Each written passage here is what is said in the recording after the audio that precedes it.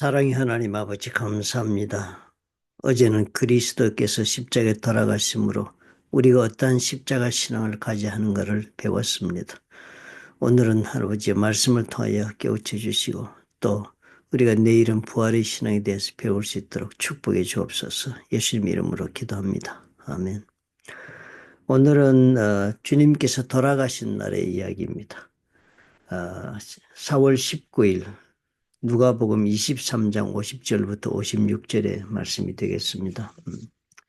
주님이 십자가에서 돌아가시고 난 다음에요, 이제 장례식을 어떻게 치르고 있는가 하는 모습을 우리에게 보여줍니다. 도적들 가운데 그렇게 또 사람들이 지탄을 받아서 십자가에 그렇게 달려서 죽으셨으니까요. 죽음을 그렇게 비참하게 죽으신 것으로 우리가 참 마음이 아프죠, 그죠? 어떻게 이렇게 비참하게 죽을 수 있겠나 그랬는데요.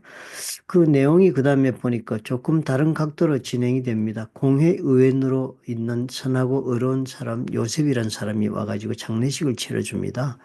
공회의원이니까 이스라엘에서 70명 정도가 그 대표자가 뽑혀서 대표자들로 구성이 된 그 이스라엘을 다스리는 최고의 통치기구입니다. 유대인들로 이루어진 거기에 선하고 의로운 요셉이라 했으니까 대단히 지체가 높고 그리고 실권자에 속하는 그런 사람인데 그 요셉이라는 사람이 예수를 믿었나 봐요. 그동안에. 참 놀랍지 않아요? 그 공회원들이 지금 오늘 보면 대부분의 공회원들이 출동이 돼가지고 예수를 십자가에 못 박았는데 그중에는 동조하지 않은 사람도 있었던 것입니다. 근데 모습을 보니까 요셉이 아마 예수를 믿어서 믿은 정도가 아니라 제자의 자리까지 그 영적인 상태가 발전해 있었습니다. 그들의 결의와 행사에 찬성하지 아니한 자라 그는 유대인의 동네 아리마대 사람이 하나님의 나라를 기다리는 자라. 대단합니다. 그죠? 예수님께서 하나님의 나라를 이 땅 위에 가지고 오셨고 그리고 또 그 하나님의 나라를 이루시고 그 하나님의 나라로 다 들어오라고 초대하는 그런 사역을 평생 하셨잖아요. 그런데 그 하나님의 나라에 들어가고자 했던 사람이었습니다. 그러니까 그런 요셉이 와가지고는 빌라도에게 시체를 달라 그렇게 얘기를 했습니다. 그날이 안식일이, 6월절 날인데요. 안식일이 전날입니다. 안식일 준비일이니까. 보통 이스라엘의 날의 시작, 하루의 시작은 해가 지고부터 하루가 시작이 됩니다. 그러니까 안식일이 그 다음 토요일이니까요. 금요일 날 지금 해가 질 때가 지금 다 된 것입니다. 3시에 예수님이 운명하셨고, 뭐 한 5시쯤 되었겠죠. 그죠? 그렇게 와가지고 빌라도에 가서 시체를 달라 그랬습니다. 그러니까 빌라도가 다른 복음서에 보면은 벌써 예수님이 죽었을까라고 생각했지만 어쨌든 달라니까 가져가라고 그랬습니다. 대단한 용기잖아요. 그죠?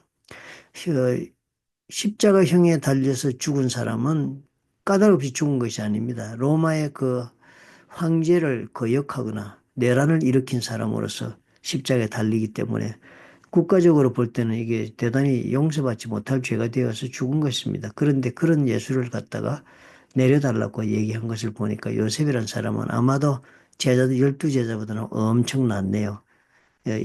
직접 나가서 자기가 위험 부담을 무릅쓰고라도 예수님의 시체를 달라 했습니다. 그런데 이렇게 한 것이 다 하나님의 그 계획하신 바를 이루시기 위하여 요셉이 지금 일을 하고 있는 것입니다. 이를 내려 세마포로 싸고 세마포는 장사할 때 쓰는 깨끗한 철이잖아요. 린넨 클로트입니다. 린넨을 싸워서 아직 사람을 장사한 일이 없는 바위의 판 무덤에 넣었다. 이 바위의 판 무덤 최고의 무덤이죠. 토굴이 아니고 바위에 판 무덤인데 아직 사람을 장사한 적이 없는 다른 복음서에 보니까 요셉이 자기가 죽으면 들어가려고 준비해 놓은 바위에 판 그런 새 무덤이었습니다. 아무도 쓰이지 않은 이스라엘 사람들은 무덤을 반복했습니다.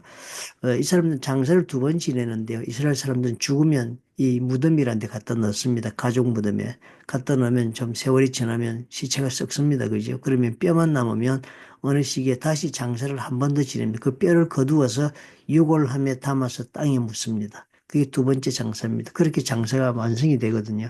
그러니까 이제 늘 사람들이 썼던 무덤에 들어가게 되는데 놀랍지 않아요? 예수님은 아리마대 요셉이 자기가 죽으려고 준비하는 깨끗한 새 무덤, 최고의 무덤에 예수님이 안장되는 것입니다.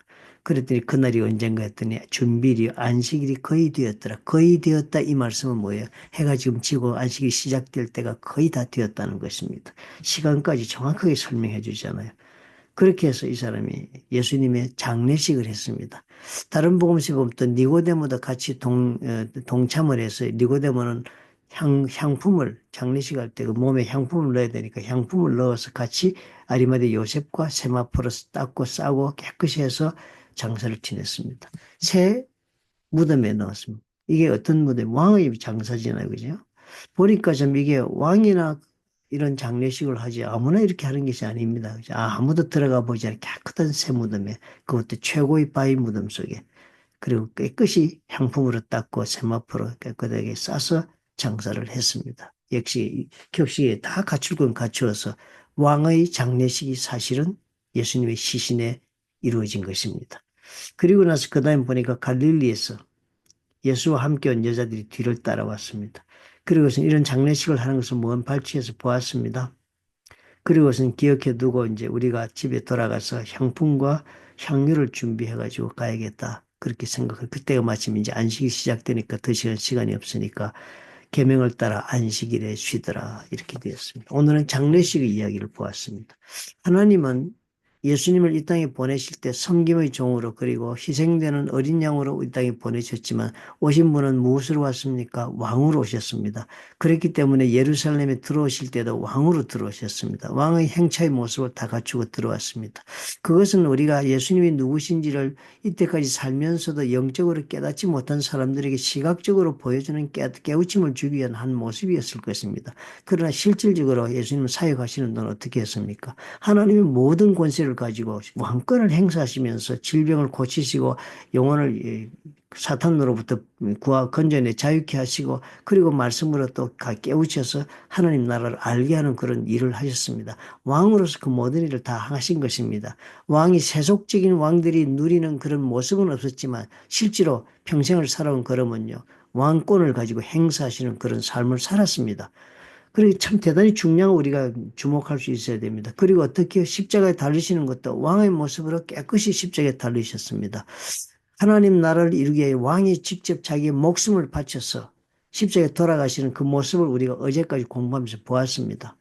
다 이루었다고 돌아가신 그 말씀의 의미를 우리 공부하면서 배우지 않았습니까? 그 돌아가신 모습은요, 보통 사람의 모습, 죽음의 모습이 아니라 자기의 백성을 자기 목숨을 대신하여 살리고자 하시는 그런 왕의 모습으로 돌아가신 모습을 우리가 어제 보았습니다. 예수님은 왕으로 오셔서 일하셨고 그리고 또 예수 왕의 모습으로 입성하셨고 예루살렘에 그리고 왕으로 십자가에서 돌아가셨습니다. 그리고 죄패도 유대인이 왕이라는 죄패를 아람 방언과 헬라 방언과 라틴어로 그렇게 써서 붙여서 공포를 했습니다. 그렇게. 실질적으로 왕으로 돌아가신 것이 그렇게 인정되는 그런 십자가의 처형을 받으신 것입니다. 그리고는 어떻게 오늘 보니까 왕으로 묻히시는 것입니다. 틀림없이 정말 예수님께서는 이 땅에 이런 모습으로 보통 우리가 생각하는 세속적인 왕의 그 누리는 삶 그리고 다스리는 삶 이런 것은 세속적인 왕의 삶은 살지 않았지만 오히려 그 반대로 살아가신 그 삶의 질을 보니까 어떻게 해요? 완전히 왕으로 왕권을 행사하시면서 그리고 왕으로서 떳떳이 자기 목숨을 백성들을 위해 내어주시고 그리고는 왕의 장례식을 지금 오늘 대접을 다 받고 돌아가신 것을 봅니다. 이 하나님께서 이렇게 하시는 일을 보니까요. 이 하나님의 이런 일을 하시는 동안에 하나님께서는 하나님의 사람을 준비해서 하나님의 방법으로 하나님의 그 계획하신 왕의 역사를 다 이루셨습니다. 우리가 이 모습을 보면서 우리가 오늘 그런 생각을 할 수 있는 것 같습니다. 우리도 하나님 앞에서 하나님의 왕된 예수 그리스도의 자녀로서 우리가 하나님 앞에 부름을 받았습니다. 그게 예수 믿는 자의 신분이 아닙니까?